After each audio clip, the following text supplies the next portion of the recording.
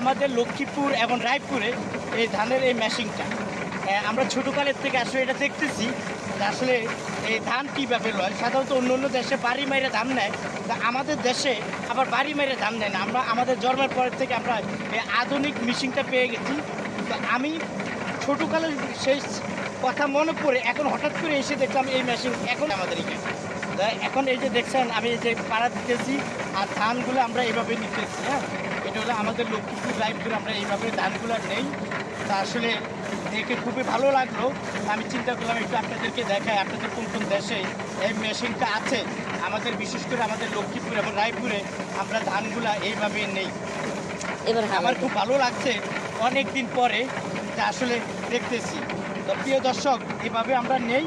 তো আপনারা কেমন আছেন, কোথায় আছেন, কোথা থেকে দেখেন এবং কোন কোন জায়গায় আপনারা এটা ব্যবহার করেন কমেন্টের মাধ্যমে অবশ্যই জানাবেন।